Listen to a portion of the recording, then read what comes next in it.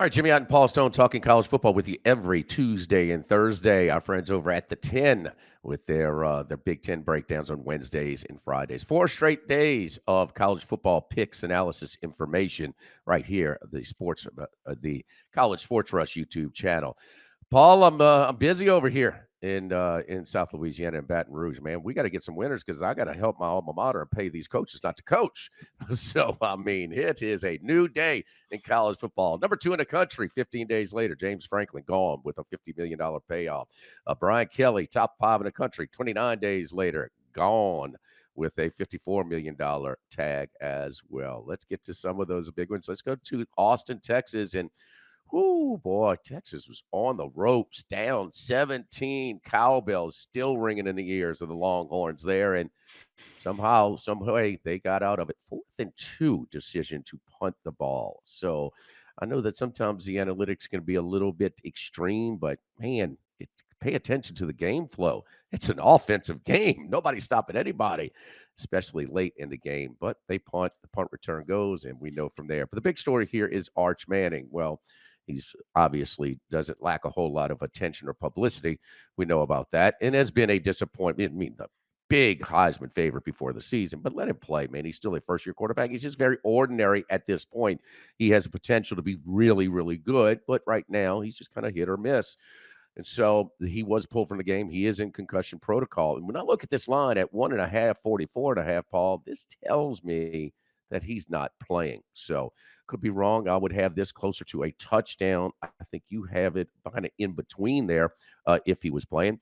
But you're looking more at the total here. Vandy, when you talk about totals, they do have a slow pace of play. They went under the total real easily in that Missouri game on Saturday as they found a way to win. Although Missouri dominated the box score, Vanderbilt still finds a way to win. So Vandy in Texas, you're looking at 44.5 as a total, Paul.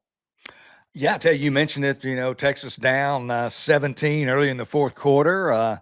Arch Manning throws for a career high 346 yards before getting injured during overtime there at Mississippi State, and the Longhorns 45-38 come from behind overtime victory over the Bulldogs. Texas head coach Steve Sarkisian yesterday on Monday indicated that Manning had indeed been placed in concussion protocol, did not practice with the team on Monday.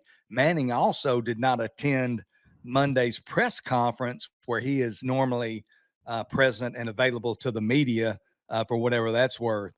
Texas does have a bye week following the Vanderbilt game and before traveling to Georgia on November 15th. So my gut instinct, and it's just my gut feeling, is all things considered, and you mentioned the line as well, I don't think Arch Manning's playing against Vanderbilt this Saturday. And if he doesn't play, then Troy transfer Matthew Caldwell, who threw the game-winning touchdown pass to Emmett Mosley in overtime there at Mississippi State. He would get the start. And certainly Texas's inexperienced offensive line, they're making marginal improvements, but still at some point that pocket will inevitably collapse on Saturday against Vanderbilt. And it kind of remains to be seen how Caldwell is going to respond under that kind of pressure. He did make 6 starts last year at Troy, but he was the third team quarterback at the beginning of the season for the Trojans last year. He only became the starter when the first 2 quarterbacks became injured. You could probably describe him as an average Sun Belt quarterback last year. I think that might be, a little bit even optimistic, but he threw a beautiful ball to Mosley for the game winner against Mississippi State. He's got good feet. He can move a little bit, but he certainly has not played much this year, and he certainly hasn't faced an SEC defense with the stakes this high. So it's going to be a new experience for him. You look at this Vanderbilt team, they rank in the top 10 in several major offensive team statistical categories. My numbers reflect against FBS opponents only. They're in the top 10 in scoring offense, 37.4 points per game. Also in the top 10 in yards per play at 7 yards per play. But I will add that those numbers are heavily skewed by a 70-point outburst against Georgia State against the Sun Belt. Also hung 55 on Utah State of the Mountain West. So that really does kind of skew their numbers there. Texas's defense, off a very uncharacteristic showing against Mississippi State, I think they'll be out to make amends, make a better showing against the Commodores. Vandy, a very slow team as far as pace of play. They average offensive plays in the low 60s. I think Texas is going to slow it down as well with an inexperienced quarterback in Matthew Caldwell. Try to keep him out of harm's way. Sometimes when the total's this low, you have to take pause and you say, man, I want to play Texas in a late season game without weather involved under 45. But Texas this season, when the total 47 or lower, 3-1 to the under. I think first team to 21 gets the victory here. I think Matthew Caldwell is playing quarterback for Texas on Saturday. I like Vandy in Texas under 44.5 there at Bet Rivers Saturday at DKR. I mean, you pay attention to your alma mater certainly closer than most, including me. But I mean, I would have to think now. When he came in, they were in a position they had to score. It couldn't really spoon feed and play it safe for the quarterback who was just thrown in. But a quarterback making his first college start, I mean, offensive coaches like Sarkisian usually kind of play it on the safer side. And so that lends itself to some shorter ball control type of safer passes that lend itself to more sustained drives and to chew up a little bit of clock. So I'm kind of, are you looking for that type of approach by Sarkisian in this matchup too, Paul? I am. No, I think they've got it. He's got a great defense, so he's got the Yeah, luxury of being able to play ball control, slow it right. down. Let's just try to at least push the turnover category. I'll add as well, I think it bolsters the case, even though the total is low for this under position. The fact that Texas this year against FBS teams, they've averaged rushing just a shade under 95 yards a game. So against FBS opponents, they're not running the football, as we've talked about, under 100 yards a game. So to me, this game just screams, high teens or 20, 21 points for the winner. I think it's going to be a game that only features about a total of 125 plays, which is really low. And it's going to be a defensive struggle or an offensive struggle, whichever phrase you choose to use there. Log into your BetRivers app each week to opt in to a three-pack of college football profit boosts, including a live boost, a same-game parlay boost, and a boost to use however you please. See the app or website for more details. Let's go to the Big 12 and stay up late and watch Utah and Colorado. Ooh, that was ugly. And man, Winningham took his foot off the gas. I mean, it's like 50-0 at half. They roll over the Colorado Buffaloes. Things are getting ugly in Boulder. Cincinnati, on the other hand, I gave out Cincinnati last week on a short number, -3.5 against Baylor, and they win comfortably. So our buddy Sorsby, it continues. Now, he did not have the most productive passing day, only 111 yards, 5.3 yards attempt is a season low for him. Actually, the Nebraska game, but since the Nebraska game where he was forced to push the ball, the clock was running out toward the end. That one interception, he has protected the ball like no other quarterback. It's now up to 19 TDs without an interception, with two more. And the other part is they used his legs. He rushed for 85 yards and another touchdown. He's got 7 now on the season. So 26 touchdowns accounted for without a turnover for Brendan Sorsby, the true dual threat quarterback for Cincinnati. Utah is tough at home, but gosh, I would have had this a little under a touchdown. I mean, I guess there was one of those, wasn't a standalone game, but was very few games to compete with late Saturday night. So maybe a little recency bias with this inflated number over a touchdown right now. I'm going to take these points. This is going to be a theme for me today. Points, points, and points. Paul, I'm going to take the Bearcats +9.5 at Utah. I tell you, there are so many stories out there. The media has to report on something, and you just see so many different stories, so many different angles during the course of a college football season. But we're not hearing a whole lot about the University of Cincinnati as a team. We're not hearing a whole lot about Brendan Sorsby as a quarterback. And we're not hearing a whole lot about Scott Satterfield as a head coach. And I think all three of those Yeah. entities, part of the Cincinnati football program, are extremely deserving. They're 5-0, tied atop the Big 12 right now with BYU. Certainly in the hunt for a berth in the college football playoff. And we talked about it, I believe, last week, their loss in the season opener to Nebraska in Kansas City before a pro Husker crowd, to put it mildly. Sorsby threw his only interception of the season in the end zone in the game's final minute.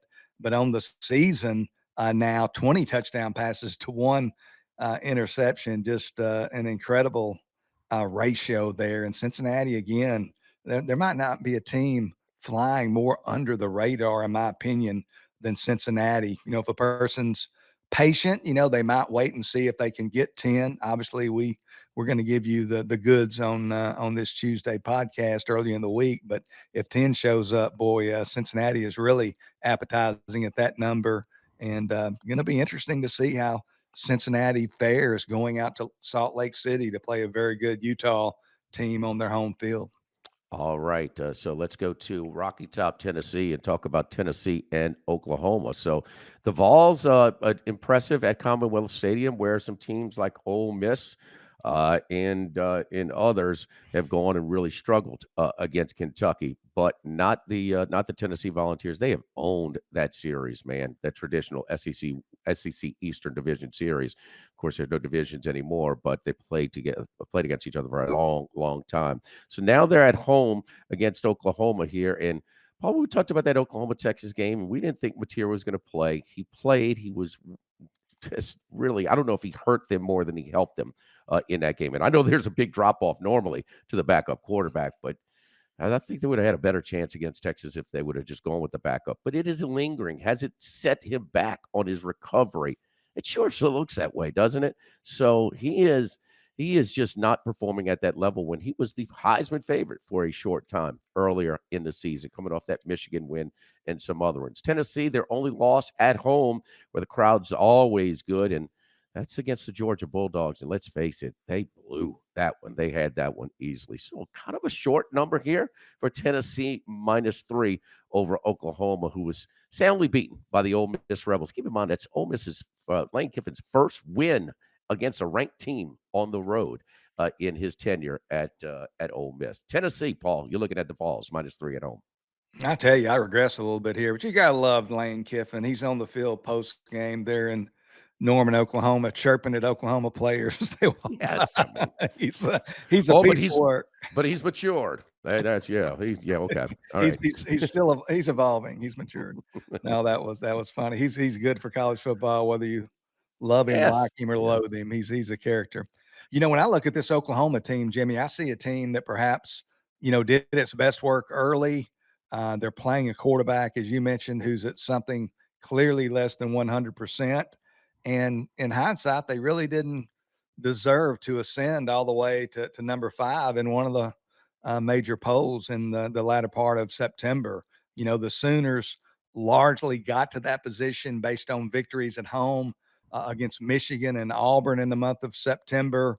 You look at that Michigan team they beat in week 2, Michigan starting true freshman Bryce Underwood making his first ever career road start, only his second ever college start period. So that's a tall task, even for a player of his natural ability.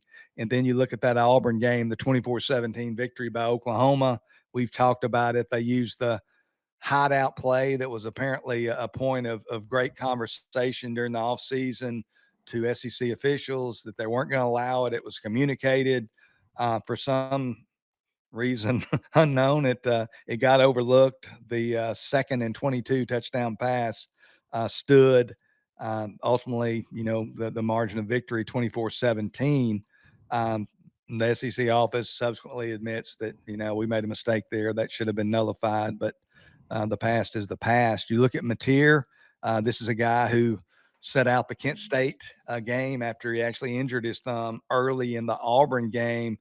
Set out the Kent State game, had surgery in between the Auburn and Kent State game on September 24th, played, as you mentioned, perhaps came back too early. He played 17 days later against Texas in the Red River rivalry there in Dallas, and he just hadn't been the same. The level of competition is certainly ratcheted up a notch or two, but in these last 3 games that he's played since returning from injury, just 17 days after surgery, those games being against Texas, South Carolina, and then Ole Miss this past weekend. Mateer, 55 of 95 passing, so only 58%. 575 yards, so only 6.1 yards per attempt. And he's thrown 2 touchdowns against the 3 interceptions that he threw against Texas. And in the first, I think it's hurt him more, maybe, or at least equally in the run game. I think he's hesitant to run because that's probably where he is more likely to get hurt.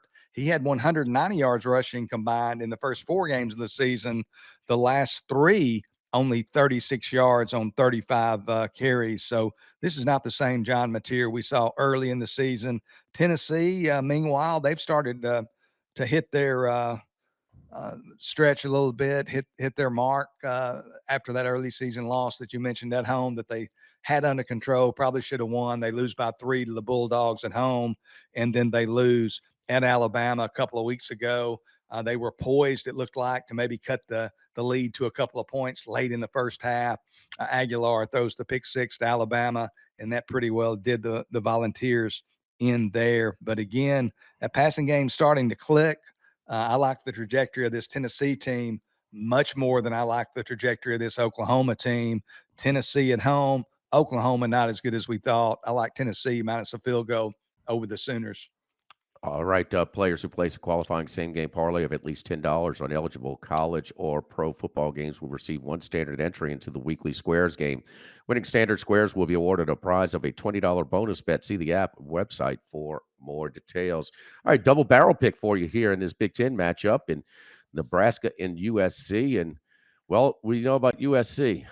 This year, they go to Illinois and lose. They go to Notre Dame, lose, do not cover. Last year against on the road to Michigan, lose, don't cover. At Maryland, lose as outright as a favorite. Minnesota, outright as a favorite. Washington, outright as a favorite. Their only conference road win was across town at the Rose Bowl against UCLA last year, and they are favored here at Lincoln against the Cornhuskers. Now, we could talk. This is odd because I had this number considerably lower, and I mean, until they win a road game, but you're going to lay almost a touchdown. It seems like 35 years later that you're still paying a little bit of a Nebraska tax, still kind of a public team when they're so far removed from being that dominant number 1 program in the country for that stretch. So it seems like they're public. But damn it, man! I mean, come on, they still have a good home field advantage. USC on the road. I think that Nebraska's got a real shot. I think it's more of a toss up, just outright. Paul, you're with me on this one. We're taking the Huskers home dog here, almost a touchdown against the Trojans, who've had so many issues on the road. Yeah, I tell you, as handicappers, Jimmy, we use a lot of different types of techniques to determine whether to play or not to play a particular side or total. On one hand, we may use what we refer to as quantitative handicapping techniques, such as power ratings and utilizing different statistical data. And then on the other, we may look more closely at what we refer to as qualitative data, such as scheduling spots and situations. And that's what we're using here in this USC Nebraska game. I typically rely more heavily on the quantitative handicapping data, power ratings, statistics, things like that. But here in this Big Ten matchup this weekend in Lincoln, it is all about the situation and specifically the situation for the USC Trojans. And you kind of hit some of the main points here that we're both looking at. Some teams just as far as point spread situations, some teams thrive in some situations and flounder in others. And certainly for Southern Cal, it's kryptonite, at least in recent years, has been hitting the road as a road favorite. You touched on some of the game by game, but since the start of the 2023 season, the Trojans now just 1-9 against the spread as a road favorite. That includes non-covers this season at both Purdue and Illinois. Went to Purdue earlier this year on September 13th, favored by 20.5 points, only beat the Boilermakers 33-17.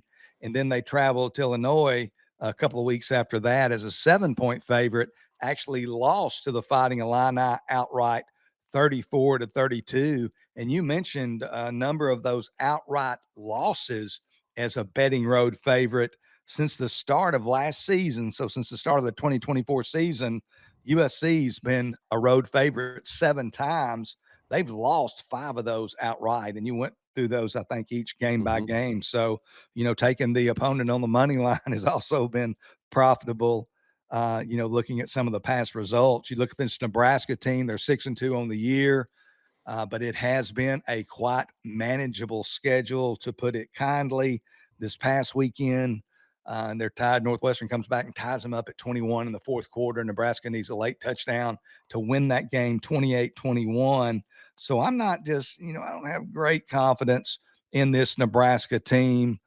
They played as a home underdog earlier this year, getting 1.5 against Michigan, lost that game 30-27. And I don't want to confuse the situation. I say I don't have great confidence. I don't think they're playing that well, but this is a situation where it's more a play against one team rather than a play on the other. And USC, until further notice, until they show us something different, I mean, this isn't just by accident. It's just not happenstance. They're a different team on the road. They don't perform at the same level, not nearly as well as they play at home. So we're going to take, again, the points are healthy. If you can be patient, you might get 7. But as of today, I'll take Nebraska plus 6.5 over USC.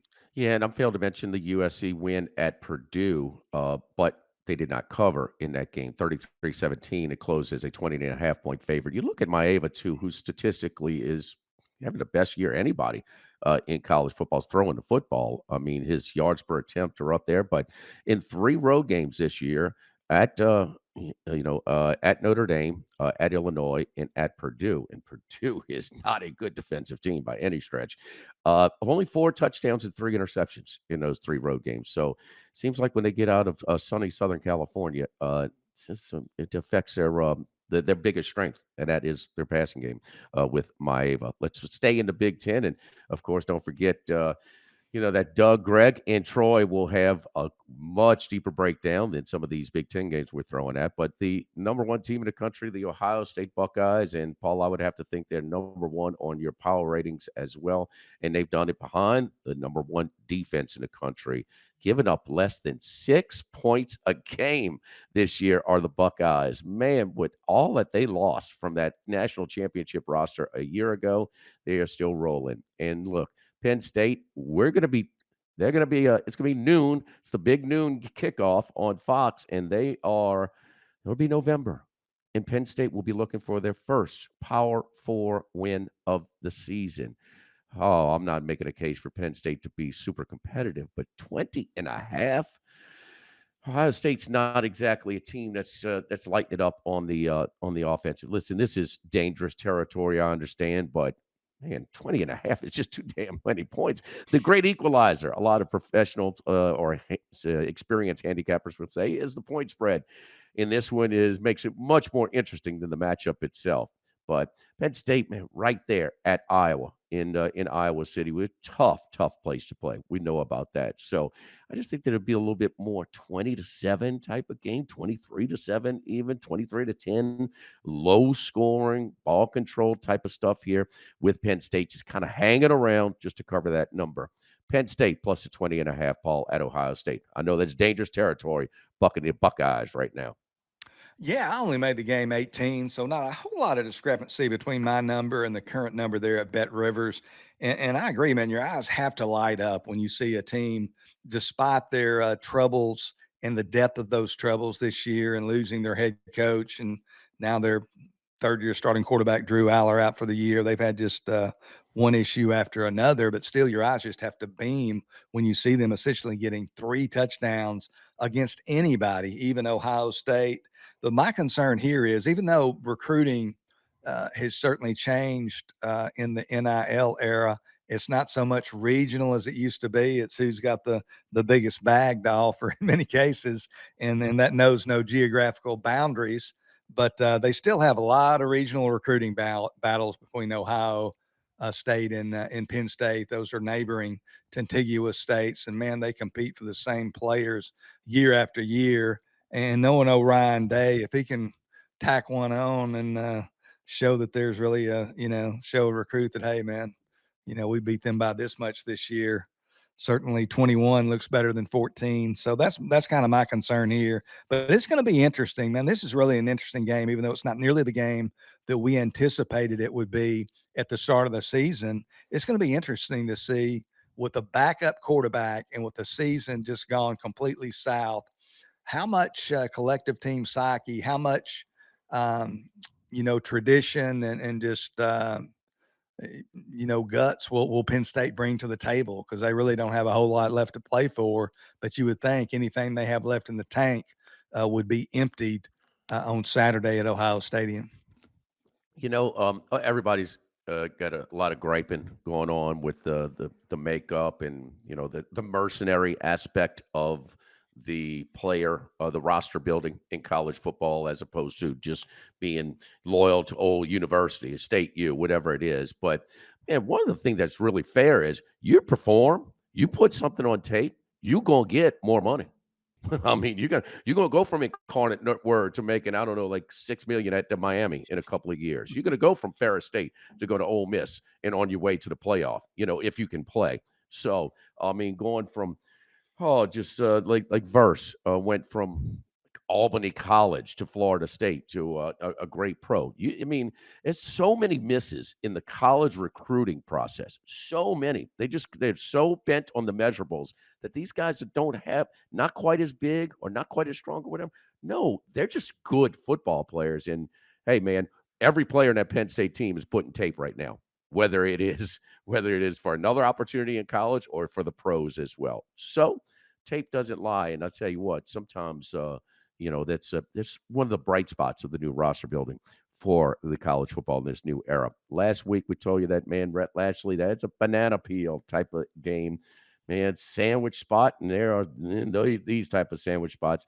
They didn't even play Miami last year on their way to the college football playoff. Did SMU last year? They dodged Clemson in Miami in the regular season, so and still got there, although they lost at the gun in Charlotte at a long field goal by Clemson. They lose again in Winston-Salem on a long field goal at the gun, 13-12. SMU only had 8 first downs in that game against one of the more improved, surprising teams in the country, and that's Wake Forest, now 6-2. But now they come back home, and I'm like, okay, we're going to be catching a little under a touchdown. Man, I'm usually way more accurate on my line projections than this. It's up to 12.5 right now at Bet Rivers. I told you it was going to be a theme, points, points, and points. And so this is the game where they benefit from maybe being a little sleepy last week in that Wake Forest game. So SMU at home, this is a spot that was, and when the schedule comes out, they kind of had a little eye on this one for quite some time. I mean, the Ponies plus double digits at home, Paul, against the Miami Hurricanes. Sleepy little noon Eastern start as well. Yeah, Miami opened as a 9-point favorite at least one book on Sunday. So it's been pretty much one way action on the Hurricanes. And, this is one of those to me that's just all about the number. I mean, 12.5, it just seems like it's gotten a little bit too far gone. I made it a little bit under a touchdown. Miami is the favorite. So I'm certainly surprised. SMU, they have not, I didn't expect great things from them this year. Certainly not a repeat playoff appearance, but they haven't played all that well. I mean, they lost to Baylor at home in double overtime in week 2. They've lost on the road to TCU and Wake Forest. You mentioned the Wake Forest loss this past weekend in Winston-Salem, where they had absolutely zero offense. The Ponies' lone victory of note was at Clemson a couple of weeks back, beat the Tigers 35-24. But that, of course, has been a season gone wrong for Clemson as well, playing their backup quarterback with Cade Klubnik out due to injury. But still, man, this number is just way too juicy. And, I agree with you. It's just too high. I mean, Miami last year, we saw them stub their toe late in the year with road losses at Georgia Tech and Syracuse, and certainly had Cam Ward, had a great offense last year, have another outstanding team this year. But to me, this is just the time of year where, man, it's tough to hit that road. You've been practicing since early August. You've played a lot of games. You're getting a little bit mentally tired. SMU, you had it circled maybe early in the year, but man, they're not all that good. So you think maybe you can take a deep breath and things sneak up on you. So SMU, man, if they get to 13, that'd really be attractive. But I'm like you, got to be SMU or nothing here. Oh man, 9.5, 6.5, 20.5, 12.5 points, points, points. I'm taking them this week in the college football, the high profile games. We do the high profile games, the high volume games, games that are on TV, most of the better matchups that you want to have a little action on while you watch them as well. And then we do our best bets, any picks on the board on Thursdays. In between on Wednesdays and Fridays is Doug Gazarian, Greg Waddell, and Troy Macker with the 10 as they break down the 10, give you picks, analysis, and angles every Wednesday and Friday. 4 straight days college football picks, analysis, and angles on the College Sports Rush YouTube channel. For Paul Stone, I'm Jimmy Ott. We'll see you on Thursday right here, brought to you by Bet Rivers.